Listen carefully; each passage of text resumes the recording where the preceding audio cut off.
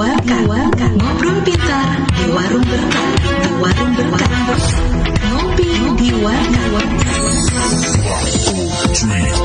Elisa FM.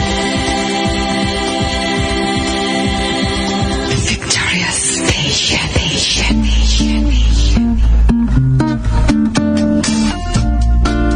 103.9 Elisa FM. Selamat pagi sahabat Elisa, jumpa kembali di pagi hari ini ya di Ngopi di Warkat, ngobrol pintar di warung berkat.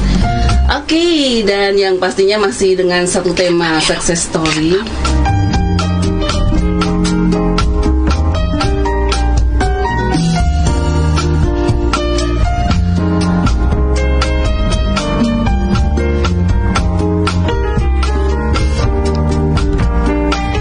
Dan sudah hadir di studio Radio Elisa FM ya narasumber di pagi hari ini di Ngopi di Warkat. Kita akan langsung perkenalkan aja narasumbernya.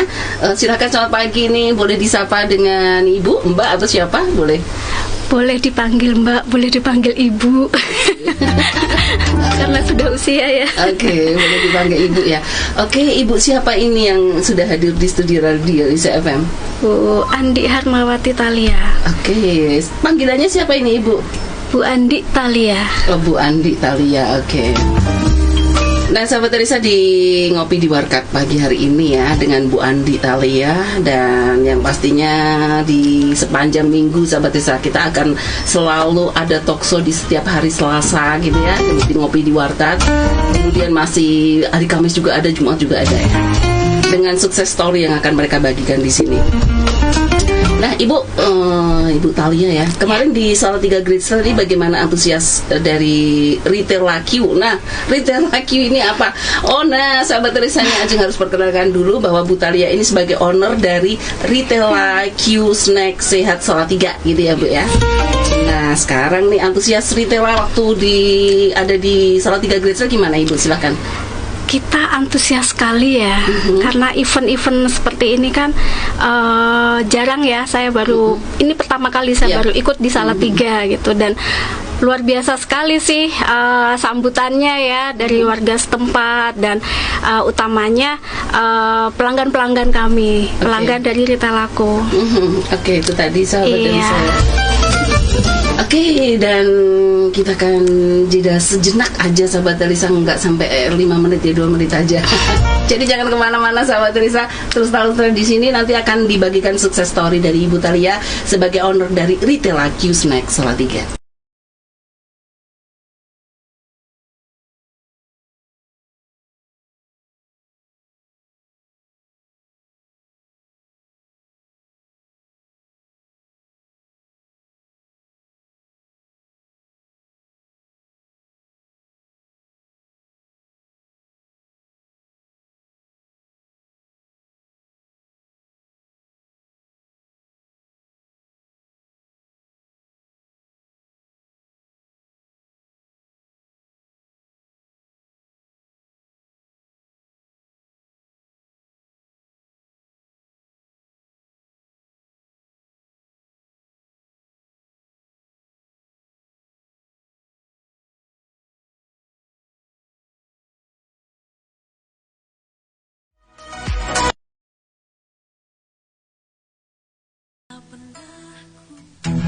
Ngopi di Warkat. Ngobrol pintar di warung berkat. Ngopi di Warkat. Elisa FM. Victoria Station. Oke, kembali lagi sahabat Elisa, masih di Ngopi di Warkat, ngobrol pintar di warung berkat ya, bersama dengan owner dari Retail Q Snack Sehat Salatiga. Nah, Ibu boleh juga diceritakan nih kepada sahabat Elisa, apa sih itu Retail Q, Ibu? Silakan. Ya, Retail Q itu keripik singkong ya. Iya. Jadi kami terinspirasi karena saya melihat di Indonesia ini masyarakatnya lebih suka ngemil. Oh gitu ya. Iya. Terutama anak-anak mudanya ya. Nah, Dari situ saya terinspirasi untuk membuat cemilan yang belum banyak ada di pasaran gitu.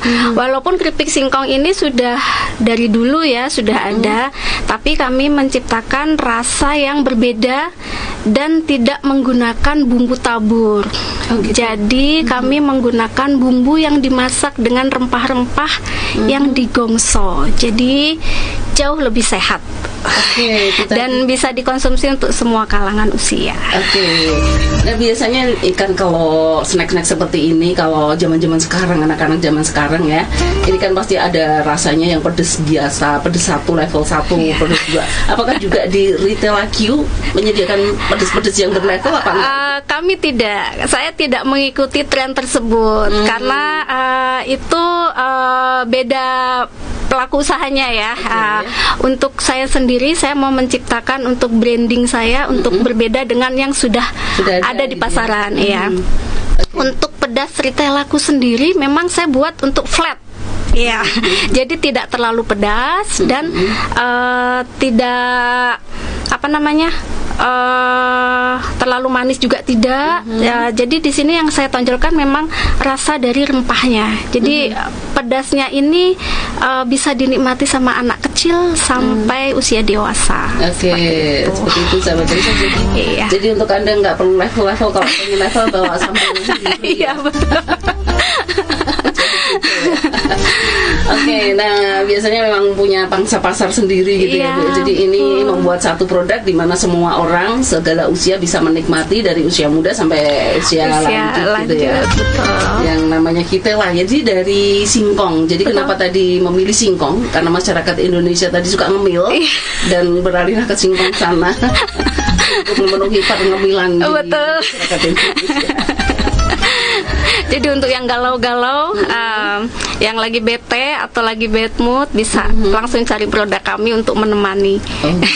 Jadi sahabat Teresa, produk ini dikemas dengan atau dibumbu dengan berasa sukacita gitu. Iya, betul. Untuk Anda yang galau, kalau makan ini hilang galaunya. Untuk yang punya utang lunas. Nah Ibu, sesuai dengan tema ini ya, yang pastinya sukses story. Nah ini sudah berapa tahun Ibu menggeluti bisnis ini, kemudian bisa diceritakan perjalanan bisnisnya sampai hari ini. Silakan Ibu.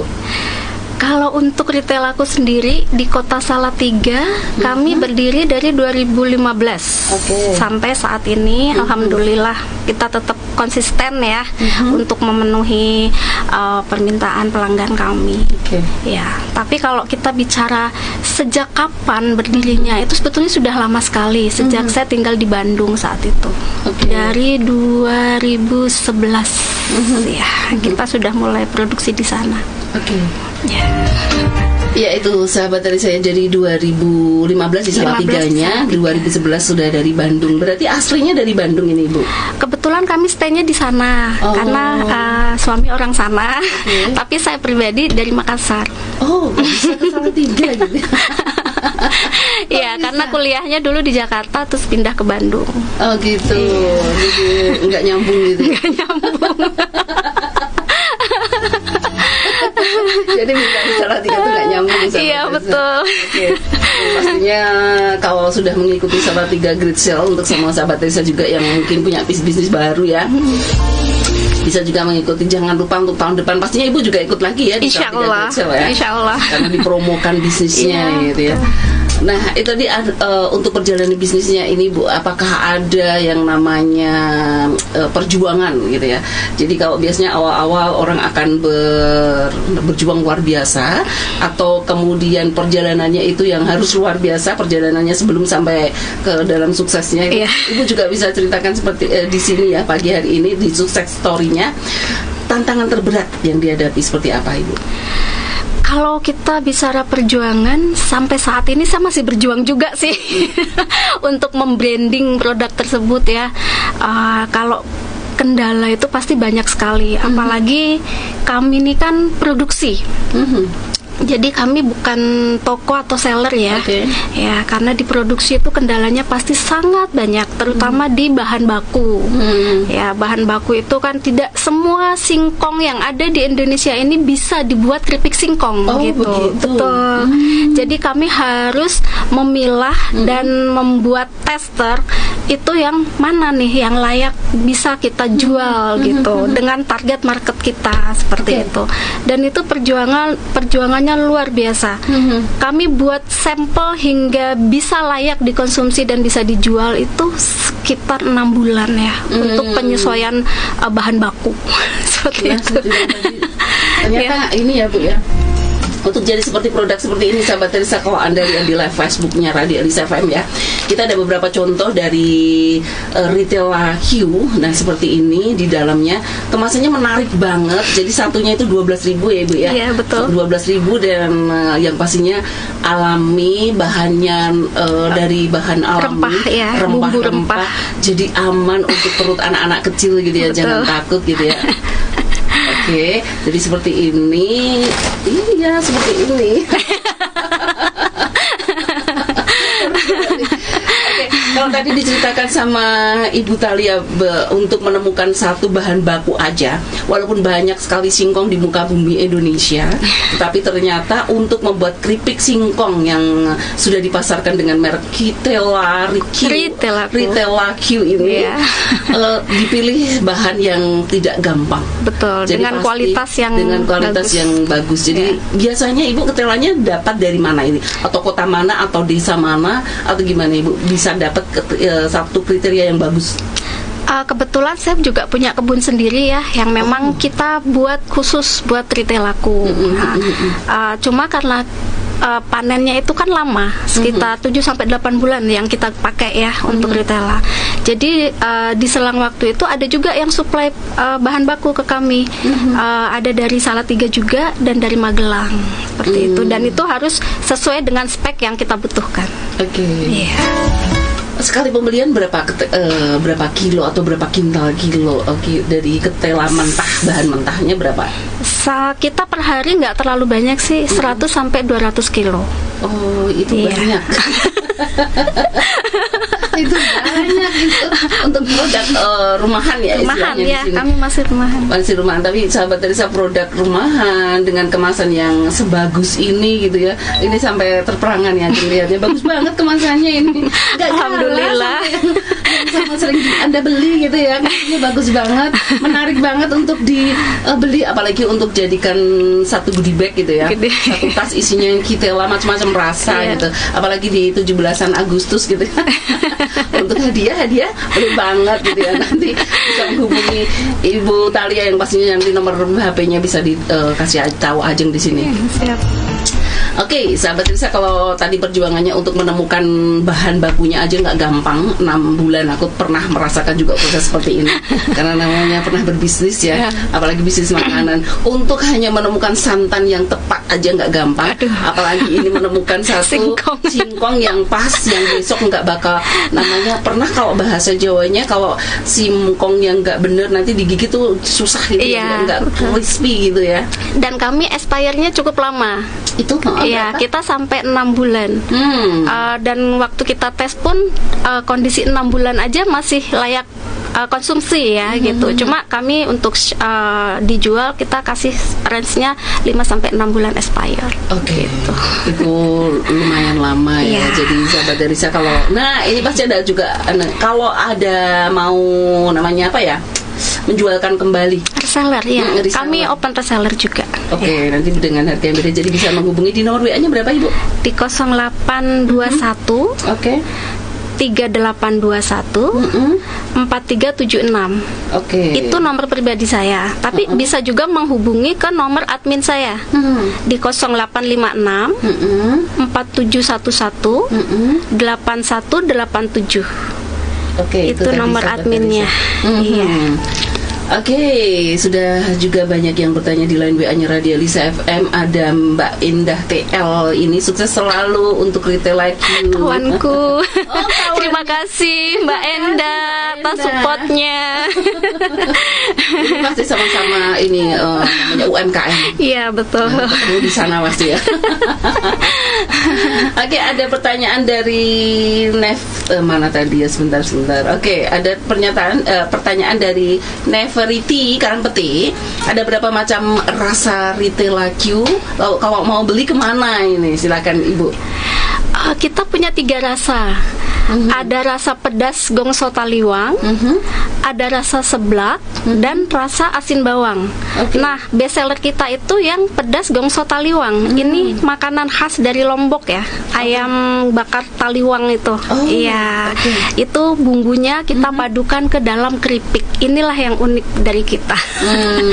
Iya, yang kedua itu seblak ya, itu dari Bandung. Iya, dan yang ketiga itu asin bawang khas Kota Salatiga. Oke.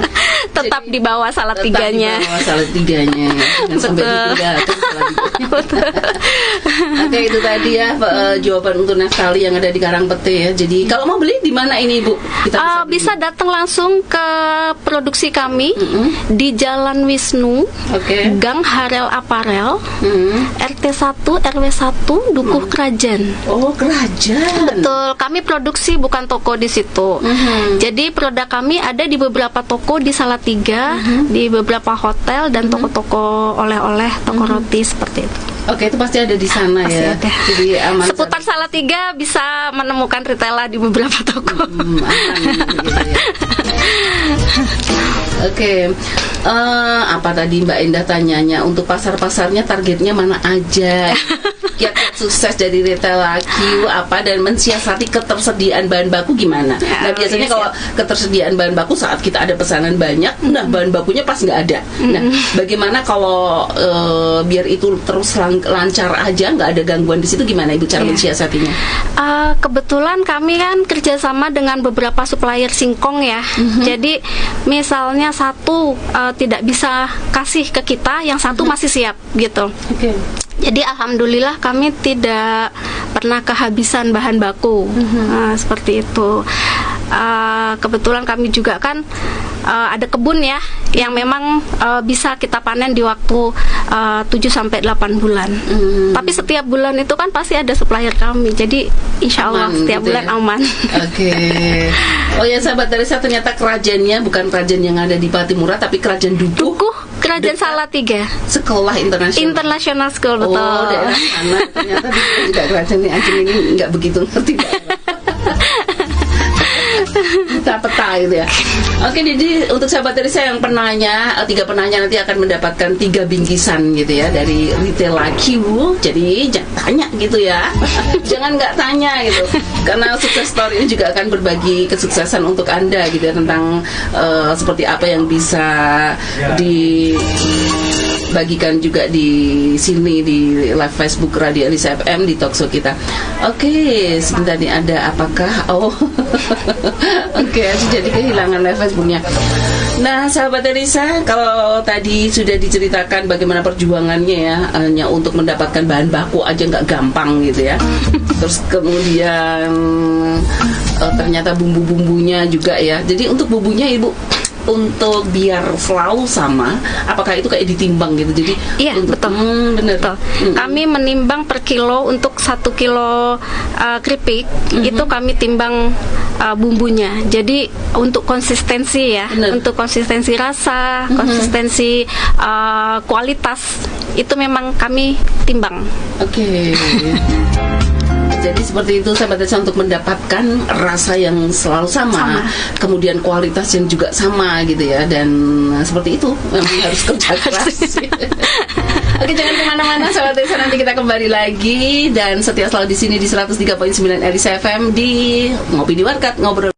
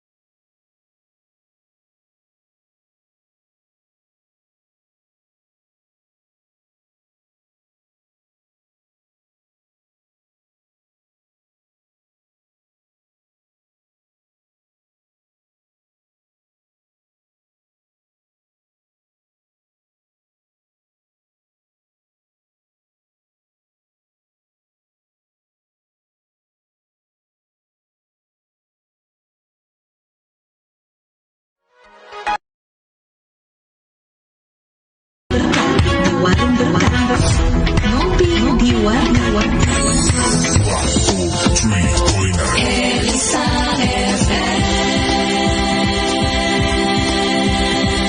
Victorious Station.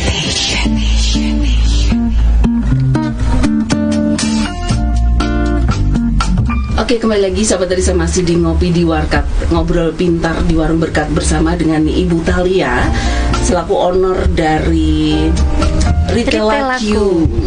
Oh, Retail Laku ya. Iya. Boleh kok Retail Laku atau Retail Laku. Boleh pokoknya. Jadi kan bebas. Ki sahabat saja ternyata Retail Lakiku. Oke, sudah banyak pertanyaan di live Facebooknya Radio Elisa FM. Terima kasih, banyak banget ternyata yang udah masuk di sana. Ada Ibu Sunarti Sumpeno yang ada di Singapura. Selamat pagi. Sugeng Enjang, Mbak Ajeng, semangat pagi di Singapura sana. Terima kasih udah gabung ya. Kemudian ada lagi selamat pagi juga untuk Ibu Thalia, katanya Ibu Sunarti. Salam kenal. Oke, kemudian ada Pak Muhammad Lucika. Selamat pagi ya Mbak penyiar, menghibur warga Salatiga dan sekitarnya. Salam damai sejahtera, amin, terima kasih. Ada Muhammad Lucika, Pak Muhammad Lucika juga sudah ada emot jempolnya. Oke, ada Pak Rohyanto juga, terima kasih. Bu Natalia Yuda juga hadir, terima kasih. Nah, ini ada Mbak Lia dengan pertanyaannya. Halo Kak, selamat pagi. Snack sehat itu kan yang kaya akan nutrisi dan serat, dibuat tanpa bahan pengawet maupun pewarna buatan ya. Camilan yang rendah gula dan lemak dan juga enak kan. Cemilan kayak gini kan biasanya harganya itu udah tinggi gitu ya. Nah, apalagi nih Mbak Lia kan untuk tetap setiap bungkusnya di Retail Laku, satu bungkusnya sek ini bisa dibeli dengan harga mulai berapa ya Kak? Apakah selain aman di lambung, baik buat kesehatan jantung juga, baik kesehatan kantong kita juga? Terima kasih atas jawabannya. Silahkan Ibu. Alhamdulillah ya, kalau untuk Retail Laku kebetulan kami sudah pernah cek lab juga, sangat aman sekali untuk lambung. Karena kami tidak menggunakan bumbu tabur dan tidak menggunakan bahan pengawet ataupun MSG seperti itu. Dan bumbunya ini kami masak ya, dimasak di gongso. Pedasnya juga netral, tidak terlalu pedas, sangat aman dikonsumsi. Tidak menimbulkan efek samping. Dan yang jelas sehat untuk badan dan sehat untuk jiwa saat kita pengen ngemil itu langsung tersalurkan gitu loh. Jadi kalau kita lagi bad mood atau apa ya tinggal cari Retail Laku untuk menemani ya, langsung langsung hilang. Ya, langsung segar lagi. Segar. Seperti tadi ya, kalau galau langsung hilang. Kalau punya utang langsung lunas utangnya.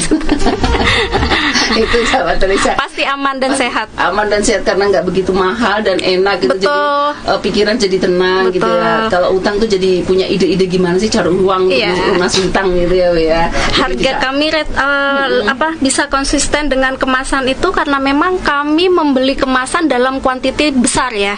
Oh gitu. Iya, kenapa bisa kita jual dengan harga yang lebih rendah dengan kualitas yang bagus? Karena memang untuk dari segi kemasan sendiri kita beli pesannya di percetakan itu ribuan. Jadi kena kuantiti persatunya itu lebih murah. Iya, betul. Oke, sahabat dari saya. Jadi itu tadi penjelasan dari Ibu Thalia. Oke, pertanyaan berikutnya dari Salma Ayu. Selamat pagi Mbak Ajeng dan Ibu Thalia, semoga sehat selalu. Mau tanya nih, untuk produk Retail Laku bisa dibeli secara online nggak? Terima kasih. Baik, sangat bisa sekali. Kami punya alamat IG Retaila.ku. Bisa dicek di IG kami. Di sana bisa lihat postingan-postingan kami dan bisa terhubung langsung dengan admin Retail Laku. Ya. Dan untuk e-commerce kami juga ada ya. Kita ada di Shopee, ada di Tokopedia dan Blibli dengan nama Retail Laku. Ya. Kalau untuk Blibli, toko kami UMKM Sakwin Shop. Oh gitu. Ya. Itu sahabat Teresa ya. Jadi untuk beli online misalnya bingung kepengen seperti apa sih, untuk Anda yang mungkin tidak terjangkau retail Akina di sana, retail Akuna di sana, bisa juga di marketplace ya. Tadi ada di Shopee, kemudian Tokopedia dan juga Blibli. Dan juga di IG-nya di retaila.ku gitu ya. Gampang banget dicarinya. Oke, selamat pagi untuk Mbak Martin, juga udah gabung pagi Mbak Ajeng sama tugas. Mbak, apa udah ada dijual di toko ini atau supermarket di Salatiga ya? Kalau expired lama pakai pengawet dong gitu. Nah tadi kan diceritain seperti itu. Nah gimana kalau pertanyaannya, karena tadi bisa 6 bulan ya Bu ya, tahannya itu caranya gimana sih tanpa pengawet bisa selama itu? Karena kami produksinya itu memang ada teknik untuk dia lebih lama ya gitu. Jadi biasanya keripik singkong tahan hanya 1 atau 2 bulan gitu. Di kami memang dari sisi pemasakan ya, teknik pemasakan dan teknik saat produksi ya, pembumbuan juga, di situ kita memang ada sistem yang kita pakai supaya produk ini lebih tahan lama tanpa bahan pengawet, dan itu sudah kita uji. Sudah lolos uji. Alhamdulillah izin dari retail aku juga sudah lengkap, mulai dari NIB, PIRT dan juga halal ya. Dan kami juga merampah lagi untuk perizinan ekspor. Gitu ya. Nah, jadi itu sahabat Teresa ya, aman, memang ada teknik-teknik sendiri yang bisa dilakukan ternyata tanpa pengawet. Tanpa pengawet dan pewarna buatan. Betul. Tanpa MSG. Ya. Oke, berikutnya dari Kinan Kurnia ya. Pagi, varian paling best seller di retail aku apa aja ya Mbak, dan untuk pemasarannya sudah sampai daerah mana saja? Silahkan. Untuk best seller kami rasa pedas Taliwang. Itu paling banyak pemesanan. Untuk pemasaran Salatiga, Jakarta dan Bandung ya untuk saat ini. Kalau untuk yang e-commerce ada di beberapa kota ya yang bisa sampai ke Makassar, sampai ke Sumatera, itu sudah ke Medan waktu itu kami kirim. Jadi yang pastinya sudah sampai ke luar pulau ya. Jadi produknya ini sudah sampai kemana-mana gitu, di seluruh Indonesia gitu ya. Ada pertanyaan berikutnya dari Febriana. Selamat pagi Mbak Ajeng, mau tanya nih, apa saja rempah-rempah yang digunakan untuk membuat snack Ritela? Ya, kalau dari ayam Taliwang sendiri, di sini kita gunakan bumbu bakar ayam Taliwang yang sama persis dengan yang ada di Lombok. Ciri khasnya di sini kita menggunakan terasi ya. Jadi kalau misalnya ada yang alergi terasi, saya sarankan untuk tidak mengkonsumsi Ritela ayam Taliwang. Mungkin lebih bisa ke rasa seblak dari Bandung gitu. Karena kalau yang seblak ini rempahnya beda, tidak menggunakan terasi. Gitu. Ajeng suka sekali dengan terasi. Karena ada yang alergi ya, ada yang alergi udang atau seperti itu. Ini teman saya alergi udang dia. Tapi boleh dicoba Ritelaku, siapa tahu mencoba Ritelaku tidak alergi. Karena udangnya sudah cukup mati aja, sudah pingsan, mati dan diinjek-injek. Namanya terasi kan. Itu tadi sahabat dari saya. Wah, nggak berasa ya sebenarnya, setengah jam itu nggak berasa banget gitu ya. Udah bakso sekitar sukses story yang sudah dirintis oleh Ritelaku gitu ya. Ritelaku gitu. Nah, produk-produknya seperti ini sahabat Elisa. Kalau nanti sahabat Elisa kepengen tahu kayak apa sih produknya, nah seperti ini bisa yang dilihat. Taliwang yang warna hitam. Nah, untuk Taliwang yang tadi adalah best sellernya itu seperti ini, dimana ada rasa pedasnya untuk Anda yang kepengen tadi pedas sampai nampol gitu ya. Ini retailnya kayak gini.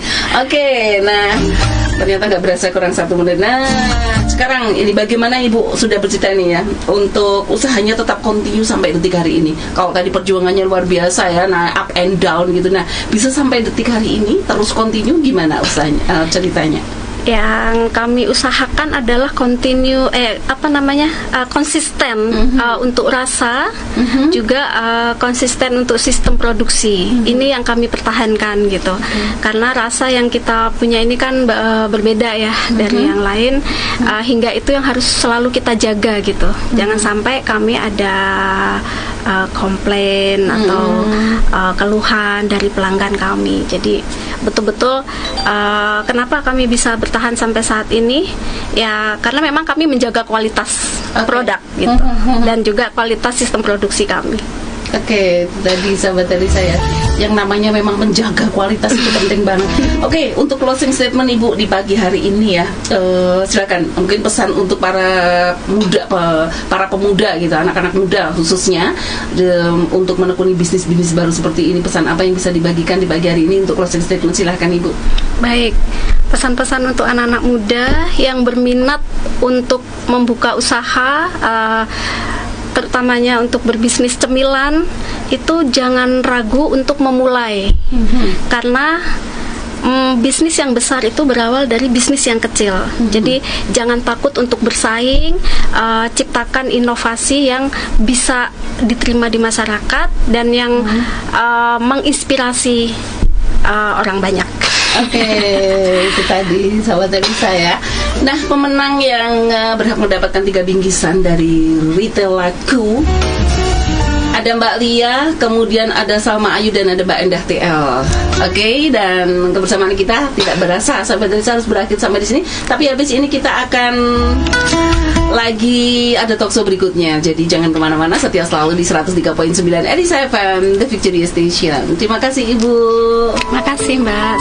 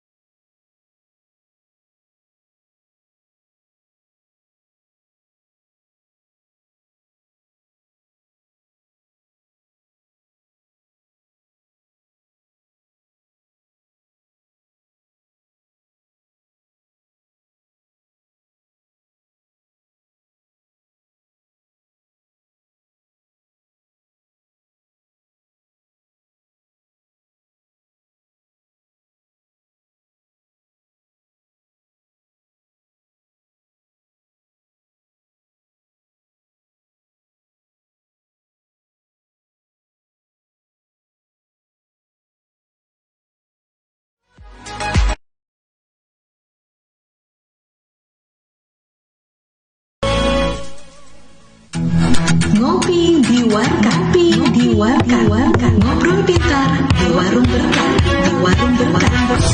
ngopi di warkah. Elisa FM.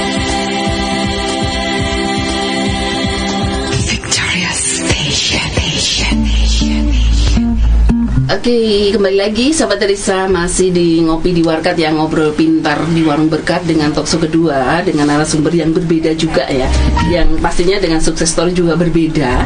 Nah, sudah hadir di studio kali ini.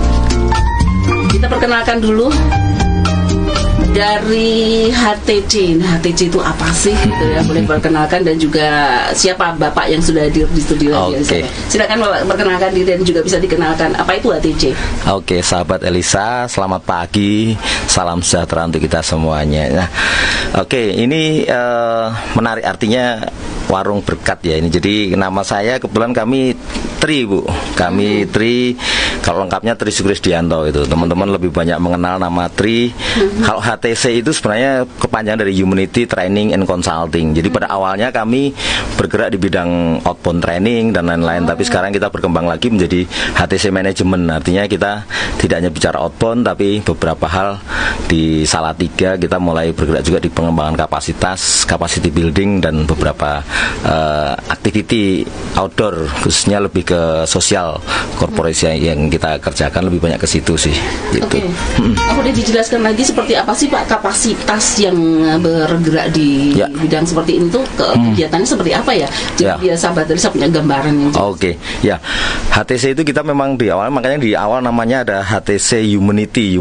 Jadi kalau kita bilang sejak 2008 kami sebenarnya mulai bergerak itu di 2007, tapi kami boleh istilahnya kami deklarasikan itu di tahun 2008, tepatnya 17 Maret. Jadi kalau kami kenapa ngambil di tanggal itu adalah kebetulan itu hari ulang tahun dari kawan kami yang sudah mendahului kami gitu. Jadi dia punya cita-cita besar karena dari awalnya kalau kita bilang dia itu nggak berani ngomong di depan, dia nggak berani tampil di depan, tapi begitu bergabung dengan kami ternyata mimpinya dia terlaksana dia. Tapi begitu dia sudah mulai berani ke depan, kok sekarang akhirnya malah meninggal gitu. Nah jadi kita dedikasikan itu, dan kalau kita bilang capacity building yang kita buat adalah lebih ke soft skillnya, Bu. Jadi kami HTC ini berkembang di bidang training, khususnya di pengembangan kapasitas diri terkait soft skill, baik itu mungkin leadership training, ya semacam outbound lah gitu. Terus teamwork, terus ada beberapa hal yang mungkin sering kita kerjakan juga karena kami awalnya itu dari teman-teman Palang Merah ke PMI Kota Salatiga, sebagian besar relawan kami, dan kebetulan saya juga salah satu aktivis baik di Salatiga, Provinsi Jawa Tengah maupun di pusat gitu. Jadi karena visi PMI salah satu dari sistem kebencanaan, kami punya program unggulan kami adalah untuk training pengurangan risiko bencana. Nah, jadi kita mulai besar gitu ya. Ya, tetapi lebih pada bagaimana, kalau bahasa kerennya itu namanya mitigasi, pengurangan risikonya. Nah, jadi kita mempersiapkan teman-teman anak-anak muda, anak-anak kecil itu untuk bagaimana mereka tanggap terhadap bencana. Itu salah satu program unggulan kami. Selain di bidang lain kami lebih banyak pada leadership, lebih pada ke teamwork, maupun di perusahaan-perusahaan juga kita kadang ada public speaking gitu. Jadi training-training semacam itulah. Jadi lebih ke pengembangan soft skillnya. Oke, jadi untuk selama ini berapa tahun dari training ini udah berjalan berapa tahun? Kami dari 2008 sampai dengan sekarang ya berarti kalau dihitung sudah hampir 14 tahunan ya. Nah, itu yang kita kembangkan, tapi kami baru, jadi pada awalnya memang HTC ini kalau kami bilang bahwa sebenarnya kita itu awalnya hanya basis relawan ya. Jadi kami pengen teman-teman ini bergerak bersama, bertumbuh bersama di dalam sebuah community. Artinya kita kalau kita dinaungi di dalam lembaga kami di situ. Tapi baru kami menyadari justru ketika masa pandemi kemarin kami baru sadar bahwa ternyata HTC ini tidak hanya sekedar untuk sosial gitu, tetapi ada beberapa kawan-kawan kami yang bergantung tentang penghasilannya dari di sini gitu. Nah, begitu pandemi banyak sekali kegiatan yang tercancel, akhirnya kan mereka juga agak mulai terasa kan gitu. Nah, untuk Pak Tri ya, ini untuk melihat, karena kita live Facebook, jadi kita bisa lihat di depan ini ya. Nggak boleh ke kiri dan kanan ya. Biar sahabat Elisa yang ada di rumah dimanapun aja berada bisa langsung fokus untuk melihat Pak Tri, karena kita siap. Karena nanti nggak bakal cut untuk berhenti sebentar ya, karena kita hanya setengah jam aja talkshow-nya. Nah, Pak Tri bisa ceritakan juga sih siapa aja orang-orang yang akan terjaring untuk bisa ikut ini, dan sampai sejauh ini yang mengikut di training ini siapa aja Pak Tri, boleh dibagikan? Oke, kalau tim kami sendiri, kami punya ada sekitar 15-an orang lah yang tergabung di kami, tapi memang bukan full timer, rata-rata mereka part time. Jadi ketika kami ada event, ada kegiatan, itu kami rangkul mereka, kita ajak mereka gitu. Nah, memang ada, kalau kita ada beberapa leveling ya, jadi yang memang sudah menjadi trainer kita, dan kami tersertifikasi karena kami tergabung juga di dalam asosiasi gitu, namanya AELI, Asosiasi Experiential Learning Indonesia. Di situ tempatnya beberapa teman-teman yang bergerak di bidang IL itu untuk kita mengembangkan kapasitas, dan juga bisa dikatakan itu lembaga kan gitu. Nah, kalau dari klien kami itu general Bu, jadi kami dari dari perusahaan swasta, terus negeri maupun pemerintahan gitu, ada juga, terus termasuk juga dari kalangan sosial gitu, karena kita mohon maaf panti asuhan dan lain-lain itu kami juga ada beberapa yang memang menjadi klien kami gitu. Dan kami membedakan juga mana yang dalam tanda kutip komersil, mana yang ini sosial gitu, dan kita tidak membatasi itu semuanya gitu. Oke. Nah, kalau kemarin ikut di Salatiga Great Sale ya, ini Pak Tri ya. Nah, bisa diceritakan bisa ikut bergabung di situ, terus gimana pengalamannya bisa masuk di situ dan diceritakan di sini, boleh sekali, silakan Pak Tri. Oke. Karena saya dengan beberapa kawan-kawan itu kan kebanyakan kan kita dibentuk HTC itu besar juga karena relawan, besar juga karena community, dan kebetulan saya melihatnya kok di Great Sale itu lebih banyak kawan-kawan yang memang bergerak di bidang sosial gitu kebanyakan. Nah, terus akhirnya mencoba gitu. Kebetulan apalagi kalau kita berbicara dalam sisi bisnisnya, kami pengen berkembang di Salatiga gitu. Nah, jadi bagaimana kita bisa bersinergi, atau karena kalau kami lihat di beberapa tahun terakhir ini, kalau kita bicara bisnis atau usaha itu lebih manfaat atau lebih maksimal itu kalau kita bisnis kolaborasi.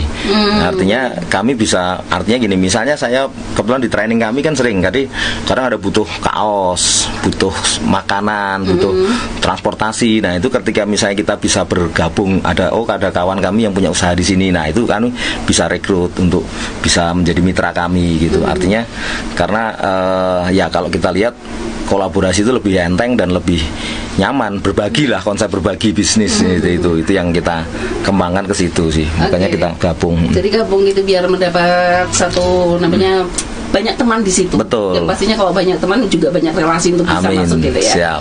Ya. Oke, nah ini di mana alamatnya ini Pak Tri? Ya. Kebetulan kami HTC ini sekarang kan kita sudah punya satu sekretariat sendiri. Kalau dulu kami hanya kantornya itu di Imam Bonjol, tapi sekarang kami punya venue juga itu di Warung Omah Jati itu. Jadi di situ kami kalau misalnya mau di Google search-nya itu di Warung Omah Jati atau HTC Art Space. Nah, di situ awalnya memang karena kita teman-teman seni, pelaku seni, itu tempatnya di Jalan Kenanga. Ya, itu di Jalan Kenanga di di atasnya, kalau kita gampangnya atasnya SMA 2 lah gitu. RT 5 RW 4. Kumpul Rejo. Di sini ikutnya Randu Acir. Randu Acir. Jadi tempat kami. Jadi kalau tepatnya gampangnya itu SMA 2 naik, itu nanti ada Gapura Dum, masuk aja di situ. Kalau enggak Warung Omah Jati searching itu sudah ketemu gitu ya. Ketemu. Di situ sahabat dari alamatnya kalau untuk Anda warga Kota Salatiga yang nggak ngerti di mana itu, Tegarjo gitu. Tegarjo naik gitu. Nanti Dum gitu. Itu dekat wihara. Di situ ada wihara. Nah, kami bersebelahan dengan wihara. Di situ alamatnya. Jadi, Pak ini bisa diceritakan nggak, selain outbound tadi kan ada pelatihan kayak public speaking gitu ya. Terus apa lagi selain outbound public speaking, selain itu apa lagi? Ya. Kami kebetulan semacam kalau kita bisa bahasa mudahnya itu kita semacam IO gitu. Jadi kami sebenarnya ada beberapa trainer kami yang punya kapasiti di bidang itu, ada baik motivation training, nah public speaking gitu. Kebetulan kami juga bermitra dengan beberapa teman-teman pembicara gitu. Nah, jadi tergantung kebutuhan apa yang diharapkan. Jadi kami biasanya kalau kegiatan outbound itu pasti kami ada assessment. Kebutuhannya seperti apa sih? Dari perusahaan ini pengennya seperti apa arahnya, pembentukan karakter karyawannya seperti apa. Nah, nanti di situ kami baru buat program. Nah, jadi kebetulan karena kami kami nggak jauh berbeda dengan profesi yang lain. Jadi pelaku outbound itu sebenarnya ada sertifikasinya, Bu. Nah, itu yang mungkin banyak yang belum tahu gitu. Jadi ada uji kompetensinya gitu. Apakah ini hanya sebatas fasilitator atau sebatas sebagai programmer gitu. Kebetulan kalau kami ini masuknya di programmer. Jadi ada program apa yang diharapkan kami buat. Nah, nanti misalnya ada kayak perusahaan ada pengen membuat pelatihan tentang kesiapsiagaan bencana, simulasi, tetapi simulasi itu dibuat menjadi sesuatu yang menarik. Jadi orang yang tidak membuat kejenuhan atau bosen, nah kami kemas nanti seperti itu. Nah, terus tetap kami pembicaranya kami akan bekerja sama dengan pihak-pihak terkait sesuai kapasitinya. Misalnya evakuasi ketinggian, vertical rescue. Walaupun kami mampu, tetapi ada yang lebih membidangi, misalnya Basarnas. Nah, kami akan libatkan dari mereka. Oh, ada suatu perusahaan pengen dulu membangun kapasiti atau karakter karyawannya itu disiplinnya, Bu. Kami libatkan kerjasama dengan teman-teman dari Kodim. Nah, tetapi intinya kami harus membatasi, tidak sesuai porsinya TNI gitu. Ada beberapa yang harus kita kurangi karena ini sipil. Nah, itu jadi itu yang kita buat seperti itu, semacam kayak gitu. Sekarang sudah jelas gambarannya. Jadi kliennya biasanya dari perusahaan-perusahaan. Boleh, perusahaan. Mereka misalnya mengadakan satu family gathering. Jadi betul. Membekali mereka nggak cuma senang-senang aja, tapi ada bekal yang juga bermanfaat untuk mereka gitu, seperti itu. Nah, ini Sahabat Teresa ada pertanyaan juga dari siapa ini? Bapak Muhammad Licika ini. Memang perlu sih untuk kegiatan yang memotivator sesuatu kegiatan agar bisa meningkatkan kemampuan suatu kegiatan yang berguna di kehidupan masyarakat banyak. Semangat gitu. Oh, Pak Lucita memberikan satu komentar aja. Ada berikutnya dari Mbak Lia. Pagi Kak, boleh tahu dong konsep awal didirikan Humanity Training dan konsultan ini juga apa peran dan tanggung jawabnya setelah kita bergabung di sana. Terima kasih atas jawabannya. Silakan.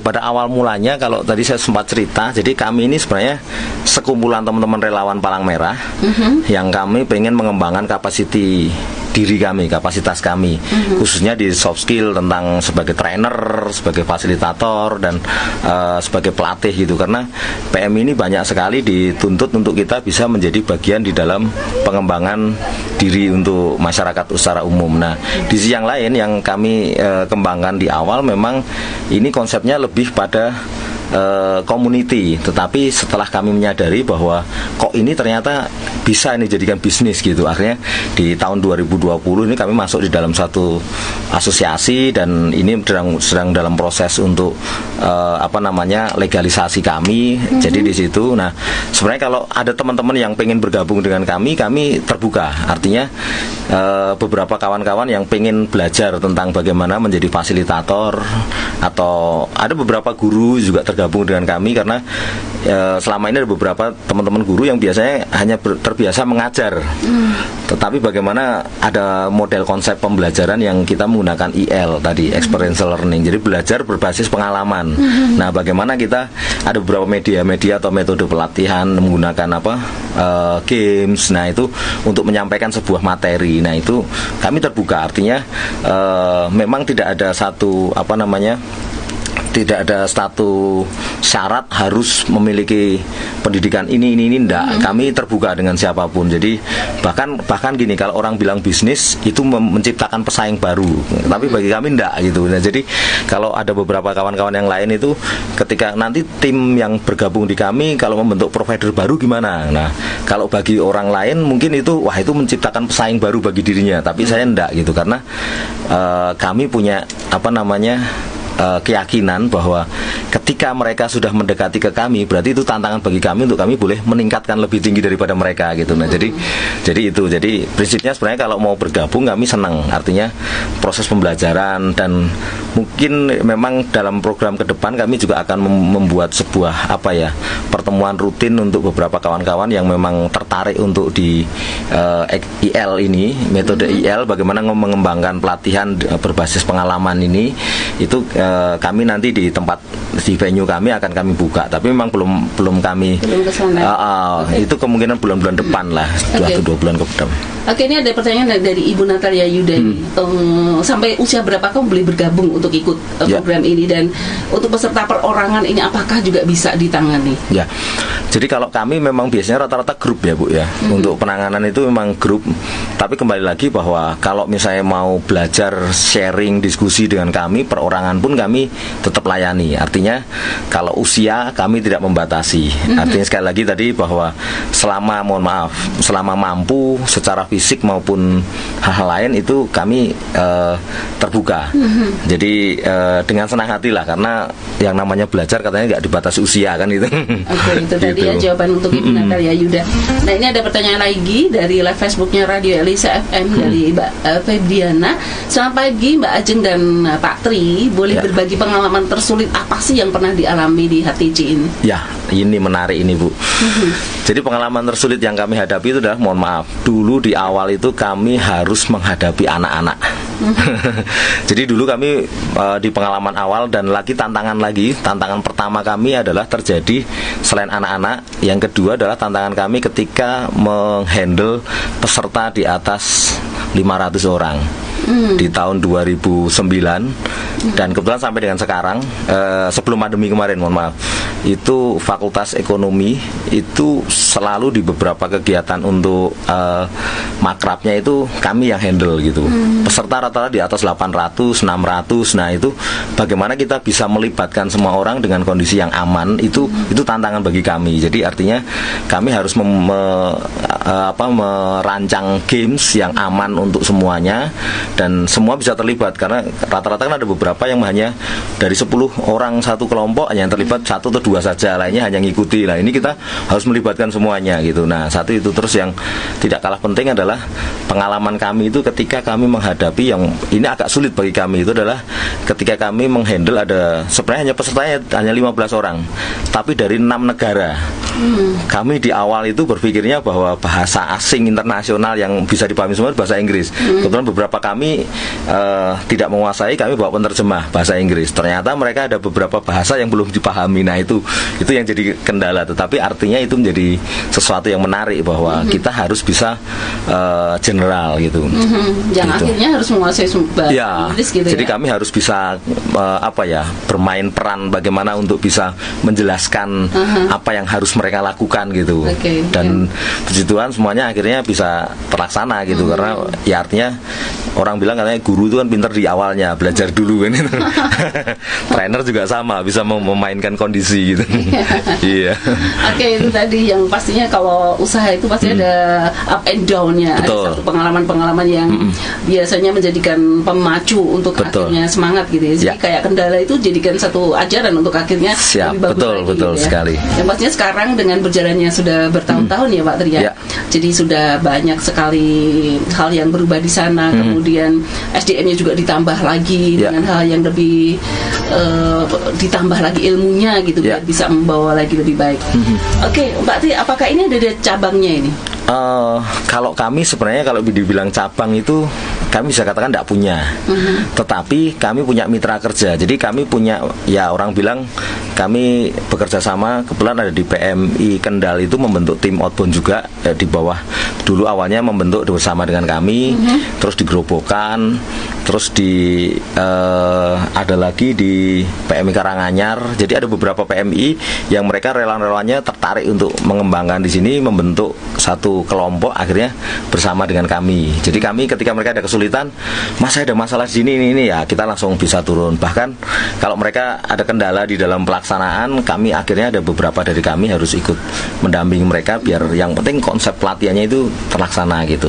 Jadi dan kami bersyukur juga dengan asosiasi ini di Jawa Tengah maupun secara nasional kami sudah punya mitra. Jadi misalnya kami ada training kayak kemarin di Bali. Di Bali kami hanya berangkat 1 orang atau 2 orang karena keterbatasan anggaran, beberapa timnya kami ambil dari sana. Dengan punya standar yang sama, karena di AELI ini kita punya standarisasi secara tim maupun personal itu sama, kita uji kompetensinya sama. Di Badan Sertifikasi Nasional juga di Jadi walaupun tidak bercabang, tapi sebenarnya juga sudah bercabang gitu. Ya, secara nggak langsung. Secara tidak langsung sudah Iya, bercabang betul. gitu. Iya. Oke, nah Pak Arti, bagaimana sih cara menjaga usahanya untuk tetap Ya. kontinu sampai detik hari ini? Ya, kalau kami menjaga kontinu yang pertama adalah kekeluargaan, Bu.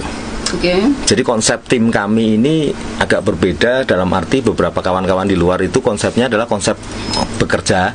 Artinya mereka ada atasan dan bawahan, tapi kalau kami ini mitra dan kekeluargaan. Jadi beberapa dari kami ini ibaratnya, bahkan mohon maaf kalau kita bilang oh keluarga si A ini ada masalah apa pun kami bisa hadir. Nah, jadi terus kedua, mohon maaf ini kita kebetulan ketika ada masalah dalam keluarganya mereka dan itu belum diselesaikan, kami nggak akan masukkan di dalam kegiatan. Artinya gini, misalnya contoh satu hal, misalnya ada satu tim ini kita tahu bahwa dia nggak beres dengan keluarganya gitu misalnya. Nah, jadi itu kami pasti dekati gimana bisa nggak diselesaikan. Kalau enggak ya udah kita kayak orang bilang itu kalau anak sekolah diskors dulu gitu. Nggak usah ikut dulu lah, daripada nanti akan berpengaruh di dalam tim karena kami ini bekerjanya tim yang harus kita bangun di situ. Oke, yang pastinya namanya apa ya, semangat yang sama. Betul. Nggak boleh nggak sama gitu ya, untuk membangun satu tim dan kesuksesan itu milik bersama, nggak seorangan gitu. Iya, nggak ada. Jadi harus diberesin dulu gitu ya. Keluarga ada yang nggak beres, keluarganya beresin dulu. Betul, Bu. Biar istilahnya ada kebersamaan dan kalau namanya ada kekompakan pasti ada keberhasilan. Ya, amin. Bersama. Oke, Pak Tri, sebelum kita akan tutup ya. Nah, ini pesan-pesan ini untuk mungkin para anak-anak muda ya yang sedang merintis usaha. Nah, kalau Pak Tri akan berbagi pesan untuk mereka seperti apa, Pak Tri, silakan. Ya, oke. Kalau kita bicara usaha, jadi memang orang usaha itu pasti kan mencari pendapatan gitu. Tetapi bagi kami ketika kita bisa menjaga dari 2008 sampai dengan sekarang, dengan konsep kami itu lebih banyak adalah kami bisnis kekeluargaan. Artinya kami menjadikan mitra kerja, ataupun orang bilang kalau orang ada sebuah perusahaan ada karyawan, itu bagi kami bukan karyawan, tapi mereka adalah mitra kerja kami. Jadi membangun tim itu paling utama. Terus yang pertama itu, yang kedua kekeluargaan dan keterbukaan. Artinya keterbukaan ini ketika kita ada masalah kita selalu sharing. Artinya dari kami ada masalah apa, misalnya di awal kami selalu kalau ada training itu pasti ada evaluasi. Dan itu ternyata membangun kepercayaan diri dari teman-teman juga. Terus yang paling utama kalau kita membangun usaha itu jangan lupakan community base. Jadi berbasis community. Semakin banyak kita mengenal orang, kita membuka jejaring terbuka dengan orang, di situ ternyata memperkuat kita. Jadi terbukti kami dari 2008 sampai dengan sebelum trennya medsos itu kami marketing itu jarang, Bu.